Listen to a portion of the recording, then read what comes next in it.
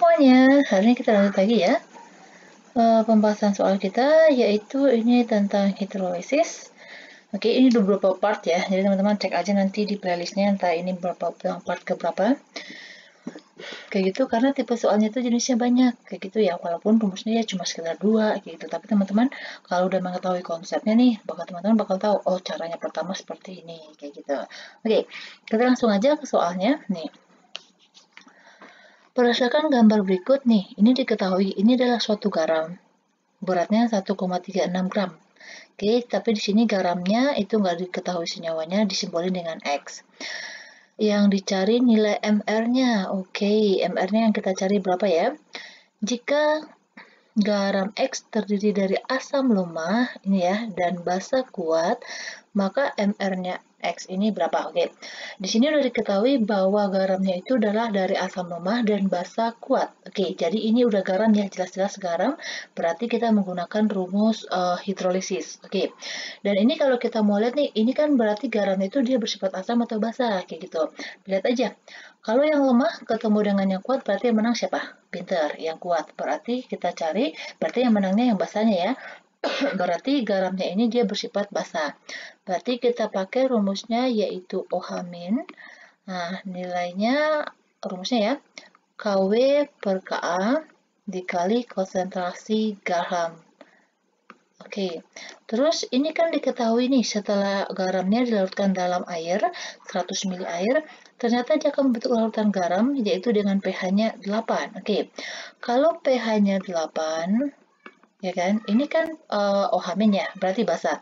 Berarti kita harus cari pOH-nya dong, ya kan. Jadi jumlah totalnya pH sama pOH itu adalah 14, berarti pOH-nya 6. Oke, berarti kita harus cari OH-nya. Berarti 10 pangkat min 6. Oke, berarti ini 10 pangkat min 6 sama dengan akar dari KW-nya itu adalah ketetapannya 10 pangkat min 14. KA-nya di sini diketahui 2 dikali 10 pangkat min berapa nih? Min 3 ya. Oke, pangkat min 3 dikali konsentrasi garam. Kita buat aja X ya, kita nggak tahu berapa. Ini kan ada akar. Supaya akarnya hilang, ini kita kuadratin. Oke, dikuadratin. Ini kalau dikuadratin berarti jadinya 10 pangkat min 12. Ya kan? Ini akarnya hilang. Jadinya 10 pangkat min 14 per 2 dikali 10 pangkat min, ke 13 sih? Pangkat 3 dikali X aja ya. Misalnya konsentrasi X aja. Berarti ini kita kali silang. Berarti 2 dikali 10 pangkat min 15. Kalau pangkat dikali jadi tambah ya. Berarti 1 kali 10 pangkat min 14. Di sini konsentrasi X-nya. Berarti konsentrasi X-nya ini tinggal dibagi aja ya. Berarti 2 dikali 10 pangkat min 1. Atau sama aja dengan 0,2. Ini kemolarannya. Oke, karena yang dicari adalah nilai MR, kita udah memiliki nih konsentrasinya. Di sini diketahui masanya, dan di sini juga volumenya katanya 100 volume larutannya.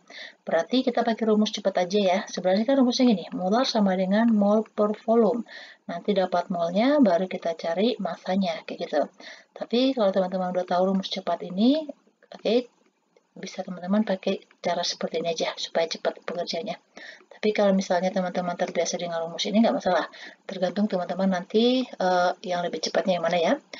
Ini kan molarnya adalah 0,2. Masanya ini diketahui 1,36. Oke, yang dicari adalah MR-nya. Dikali 1000 per volumenya ini diketahui nih 100 mili. Ya kan? Ini ke sini berarti inti 10 ya. Berarti 0,2 kali silang aja ya dikali MR sama dengan ini dikali 10 jadinya 13,6. Berarti MR sama dengan 13,6 dibagi 0,2. Oke, dapatnya adalah 68. Udah ketemu. Oke, jadi kalau misalnya untuk sebenarnya kan rumusnya ada 2 ya. Cuma ini sama rumus satu lagi yang H+. Tetapi dari yang rumus yang 2 ini itu bisa dicari bermacam-macam kayak gitu. Jadi kalau teman-teman udah mengetahui konsepnya, bagaimana caranya, oh ini dia asam loh garamnya, ini loh basa loh garamnya kayak gitu, tahu step-stepnya dan teman-teman udah mahir dalam stoikiometrinya, saya yakin teman-teman pasti bisa gitu. Jadi harus banyak latihan. Oke, next lagi. Berikut ini adalah reaksi hidrolisis yang tepat untuk garam yang bersifat basah. Oke, teman-teman ingat ya, ada satu konsepnya yang harus teman-teman ingat nih. Jadi kan ini hidrolisis ya. Jadi ion yang bisa terhidrolisis, oke, atau mengalami reaksi hidrolisis ya, mengalami reaksi hidrolisis. Ini adalah ion yang berasal, oke, ionnya itu berasal dari asam atau basa lemah. Oke, sedangkan kalau ion yang berasal dari asam atau basa kuat itu tidak mengalami reaksi hidrolisis. Oke, sekarang kuncinya satu lagi, teman-teman harus tahu senyawa apa aja yang termasuk ke dalam asam kuat, basa kuat, begitu. Kalau oke lah teman-teman tahu konsepnya ini. Tapi nggak tahu yang mana yang asam kuat, mana yang basa kuat, percuma aja, ya kan? Jadi teman-teman harus bisa, udah harus tahu nih yang asam kuat itu yang mana aja, yang basa kuat itu yang mana aja gitu. Ini kan cuma berapa ya? Cuma 14 totalnya. Jadi kalau basa kuat itu ada 8, itu pun golongan 1 dan 2, sedangkan kalau asam kuat itu cuma ada 6 gitu. Jadi lebih mending teman-teman ngapalin yang kuatnya karena yang kuatnya jumlahnya lebih sedikit daripada yang lemahnya. Oke?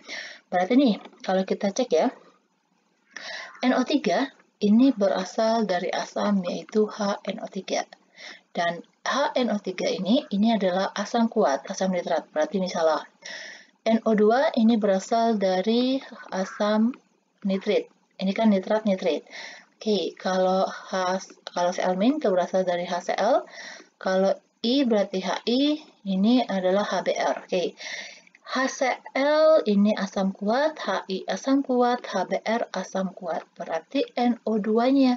Jadi NO2 ini kan berasal dari, ini kan merupakan asam lemah ya. Berarti ionnya dia bereaksi dengan air atau namanya reaksi hidrolisis. Dia yang tepat itu adalah yang ini, yang B. Oke. Jadi pada umumnya nih, kalau misalnya kita lihat ya reaksi hidrolisis kayak gitu, yang mana yang basah? Cek aja. Oh, kalau ada OH- berarti itu adalah yang basah gitu. Tapi ini semuanya ada OH-nya. Teman-teman menentuin gimana? Berarti yang ini. Lihat ionnya apakah itu berasal dari asam basa kuat, atau asam basa lemah. Kayak gitu. Oke? Next lagi. Diberikan dua reaksi hidrolisis. Oke, ini ada dua reaksi hidrolisis yang ditanya. Jika garam amonium nitrat dilarutkan di dalam air. Oke, teman-teman ingat, amonium nitrat itu, ini ya, ini kan Na4+ sama NO2-. Ini berasal dari NH3, dan NH3 ini adalah basa lemah. Oke, yang ini berasal dari asam yaitu HNO2, yaitu asam nitrit, dan ini merupakan asam lemah. Oke, berarti kalau dia sama-sama lemah ini ionnya, berarti bisa dong mengalami hidrolisis dua-duanya, ya kan? Ini berarti reaksi hidrolisis udah benar, ini juga benar. Berarti kalau kedua ionnya bisa mengalami reaksi hidrolisis, ini namanya hidrolisis total. Oke, terus kalau dalam keadaan seperti ini, karena ini hidrolisis total dan berasal dari asam basa lemah, nanti nilai pH-nya itu tergantung kepada nilai KH sama Kb-nya.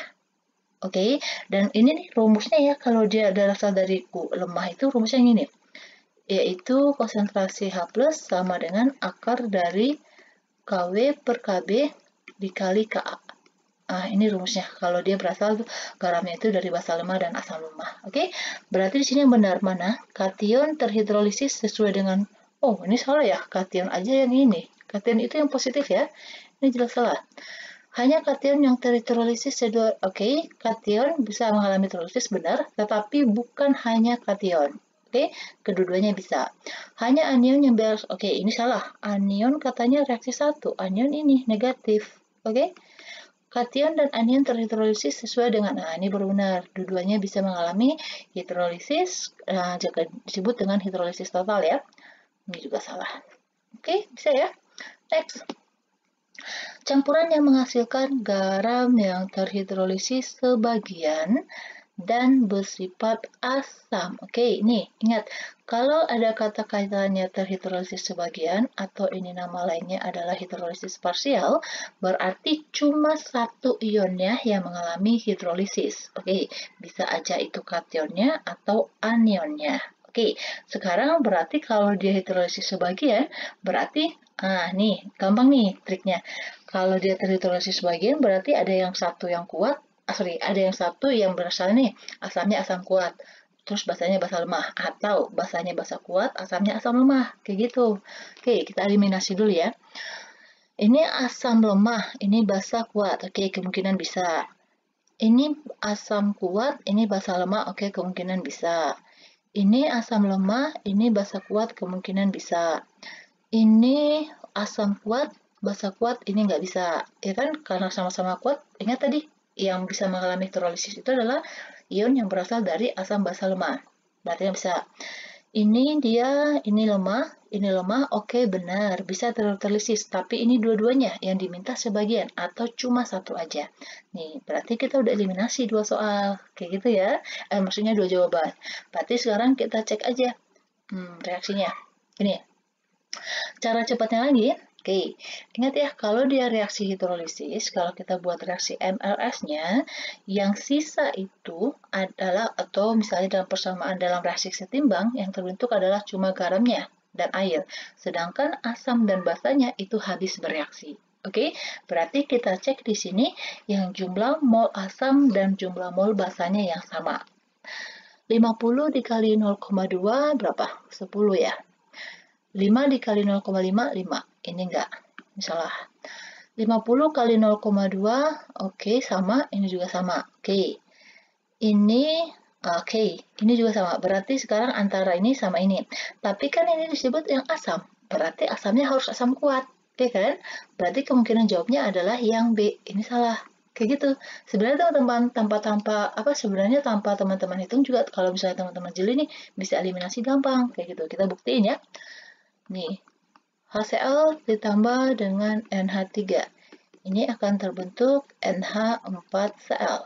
Oke, berarti kalau ini kita buat hidrolisisnya ya. Nih, jadi NH4 plus ditambah H2O ini menjadi NH4OH ditambah H plus. Sedangkan Cl- bereaksi dengan H2O ini tidak bisa terjadi karena ini berasal dari asam kuat. Oke, kalau kita buat reaksinya 50 kali 0,2 kan 10 nih, di sini 10, di sini 10, mula-mulanya ini reaksinya udah setara, berarti sama-sama habis bereaksi dong. Oke kan? Nih, asam basa habis, yang terbentuk cuma garamnya. Selesai, ketemu. Oke, berarti jawabnya adalah yang B. Next lagi. Di antara garam berikut yang mengalami reaksi hidrolisis total. Ingat ya, kalau hidrolisis total itu berarti berasal dari asam basa. Asam basanya itu dia lemah. Oke, kita buat nih. Kalau KCl ini berasal dari KOH dengan HCl. KOH itu adalah basa kuat, berarti salah. HCl itu adalah asam kuat, salah. Kalau ini berarti berasal dari NH3 dengan HBr.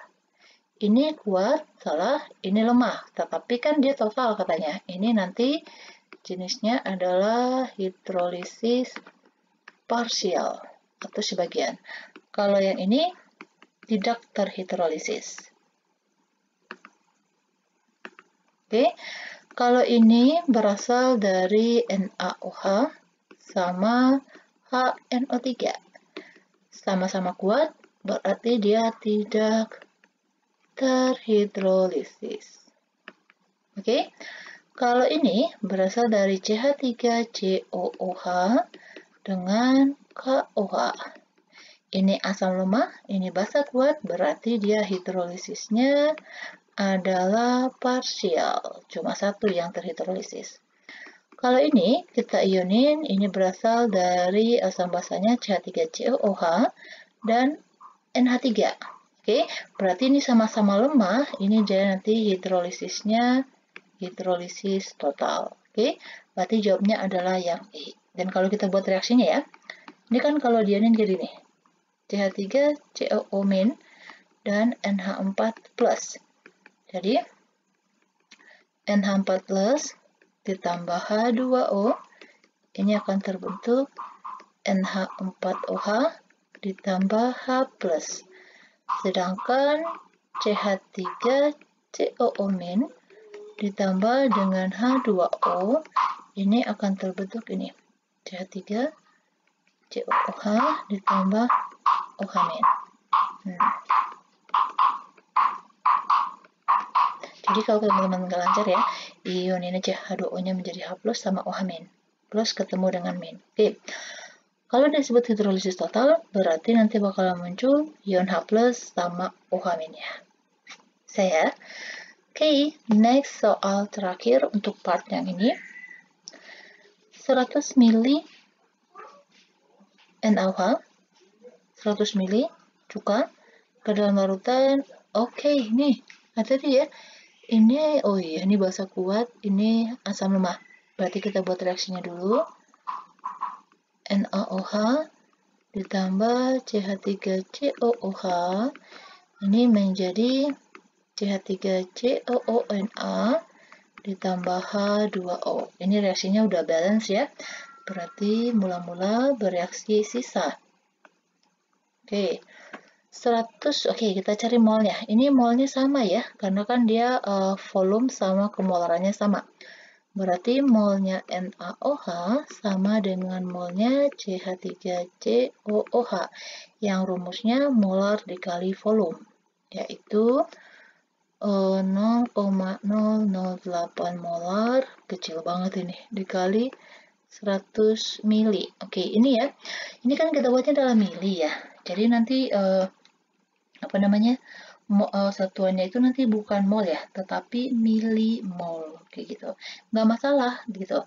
Nanti kalau misalnya teman-teman jadikan dia ke mol, ini kok nolnya banyak banget nih. Ini kan 0,1, jadi tambah lagi nolnya 1. Oke. Ini satunya 0,8 milimol. 8. Oke, sama nih jumlah milimolnya, koefisiennya juga sama, berarti dia sama-sama habis bereaksi. Oke, ingat ya, untuk reaksi pembatas berarti mol masing-masing dibagi dengan koefisiennya. Hasil bagi paling kecil itu yang menjadi reaksi pembatas. Ini kan kalau dibagi nih sama ya, 8 bagi 1, 8, 8 bagi 1 juga 8. Berarti sama-sama nilainya, berarti keduanya habis bereaksi.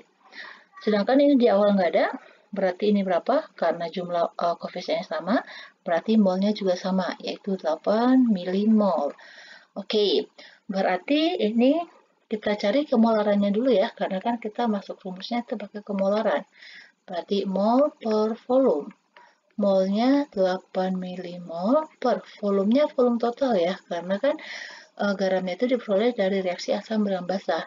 Berarti ini 200 ml. Oke. Berarti oh sorry kok 8 sih. 0,8. I'm so sorry. 0,8 is not 8. Oke.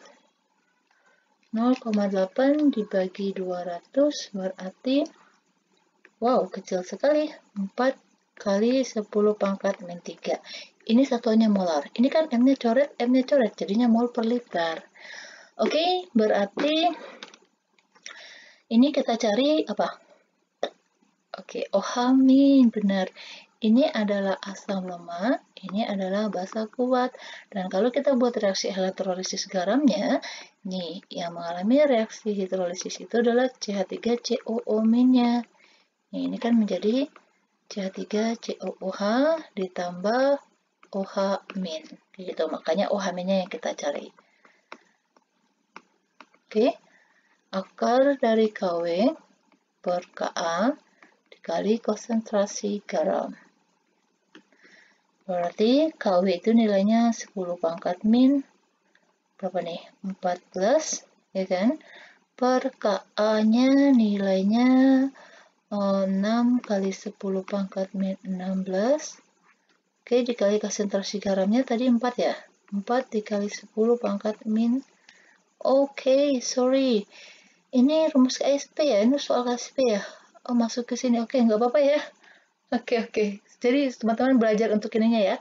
untuk nilai OH-nya. Oke, nggak masalah ya. Terus nih kalau kita kali ya, ini berarti jadi berapa nih? Berarti ini 4 dikali 10 pangkat min 17 per 6 dikali 10 pangkat min 16. Oh, why? OKA-nya bukan itu. Waduh. Salah ini, salah masukin. Bukan KSP ya. KA-nya 10 pangkat min 5. Oke. Ini berarti di sini 17, ini 5, berarti 10 pangkat min 12 ya. 4 dikali 10 pangkat min 12 berarti 2 dikali 10 pangkat min 6. Oke, di sini KSP dari FeOH diketahui yaitu ini. Berarti yang disuruh cari adalah konsentrasi Fe plusnya. Oke, ini kita masukin rumusnya. Oke, jadi FeOH-nya kita ionin dulu. Jadi FeOH 2 kali. Ini kan kalau diionin menjadi Fe2 plus ditambah 2 OH min, ya kan? Ini kalau kita cari rumus KSP-nya, kan konsentrasi ion Fe2 plus pangkat dengan koefisiennya. Koefisiennya 1 kan? Ini OH min dikuadratin. Jadi koefisien jadi pangkat. KSP-nya nilainya ada nih. 6 dikali 10 pangkat min 16. Oke, yang ditanya adalah konsentrasi Fe2 plusnya berapa? OH minnya tadi dapat nih, yaitu 2 dikali 10 pangkat min 6 dikuadratin. Berarti Fe2 plus konsentrasinya ya, sama dengan 6 dikali 10 pangkat min 16 dibagi, ini kalau dikuadratin kan balik lagi ke sini. 4 dikali 10 pangkat min 12. Ya kan? 6 dibagi 4 itu 1,5. Ini dibagi ini berarti dikurang. Jadi 10 pangkat min 4. Berarti jawabnya adalah yang B. Oke, demikian dulu ya untuk pembahasan kali ini. Semoga teman-teman bisa mengerti. Dan ingat, harus banyak latihan soal supaya teman-teman tahu konsepnya. Dan bagaimanapun nanti tipe soal yang diberikan sama gurunya, saya yakin kalau teman-teman sudah sering latihan dan mengetahui konsepnya, pasti bisa mengerjakannya. Oke, demikian dulu. Please, saya minta tolong di subscribe dan jangan lupa juga nih di share buat teman-teman kita yang lainnya. Oke, demikian dulu. Terima kasih.